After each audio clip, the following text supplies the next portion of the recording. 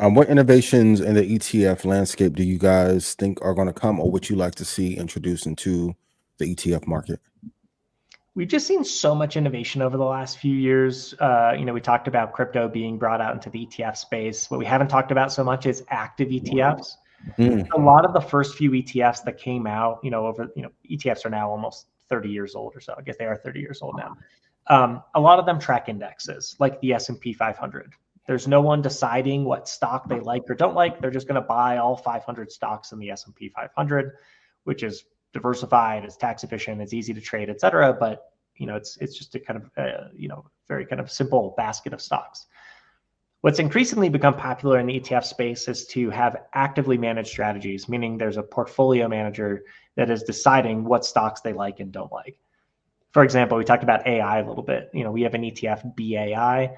It's managed by our tech portfolio manager at BlackRock, Tony Kim. He's scouring the world for which AI companies he likes the most, and he's building a basket of about 20 to 40 stocks of those AI companies. He's meeting with these companies on a regular basis. He's speaking with their CEOs at conferences, and he is deciding which companies he likes the best for that portfolio.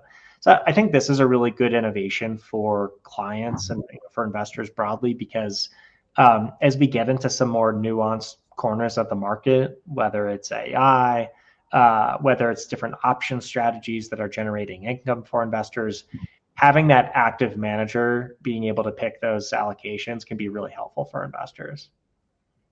So you spoke about AI a few times so far, and BlackRock, you guys are the largest asset manager in the world. Do you see a future where artificial intelligence is exclusively managing money for people? Like, there is no advisor, right? There is no strategy person that's actually going to meet with somebody in Saudi Arabia.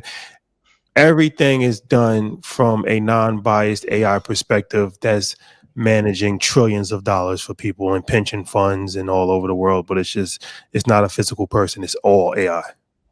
No, I think the best version of this is going to be a hybrid solution where you still have humans that are managing relationships. We know investing can be emotional, it can be complicated. Having a human that can be behind it, explaining what's going on, helping you understand, coach you through the behavioral aspects of investing is going to be so valuable forever.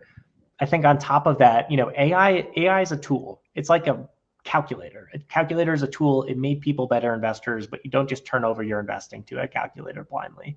You have to know how to use that tool. You have to know what the shortcomings of that tool is. You have to feed new data to that tool and understand which data is valuable and which data isn't valuable. In fact, at BlackRock, we've been using AI in our investing process for over a decade. We have a whole team called BlackRock Systematic Investing, which is a fancy way of saying they're quants that use a lot of data and have had AI on their, as a tool on their desk for a long time. But it's always going to be this blend between the human portfolio managers and that AI tool that's making them better and better investors. So I don't think we'll go full AI. I just think that tool is going to be very valuable and increasingly valuable over time.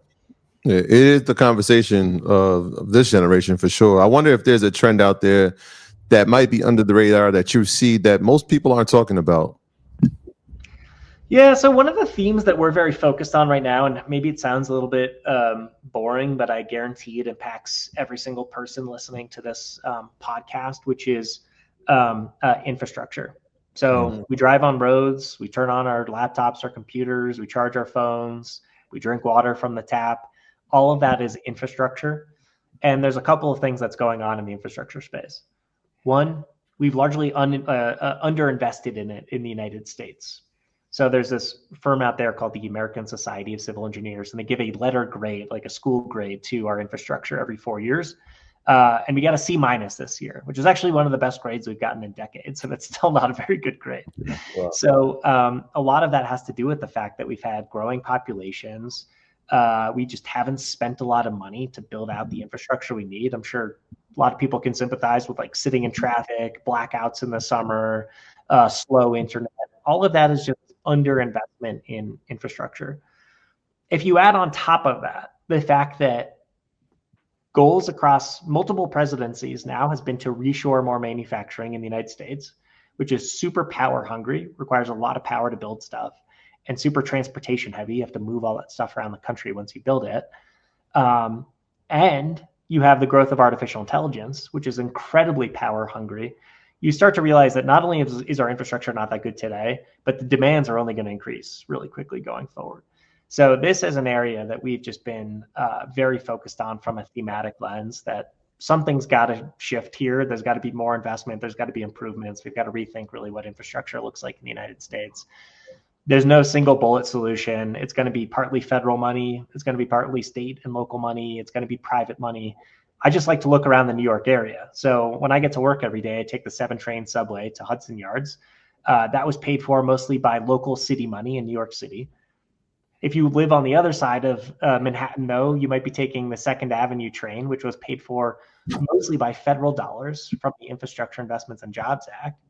And if you're flying into JFK and the new terminal, Terminal 1, that's largely been paid for by private money. So there's all these different types of ways you interact with infrastructure and different sources of that funding. But that's a theme that we just think is going to be really powerful over the next decade because it's so fundamental to our everyday lives. Yeah. On a personal note, given your time at BlackRock, what are like 2 of the biggest investing lessons that have stuck with you that you may not have shared with anyone before?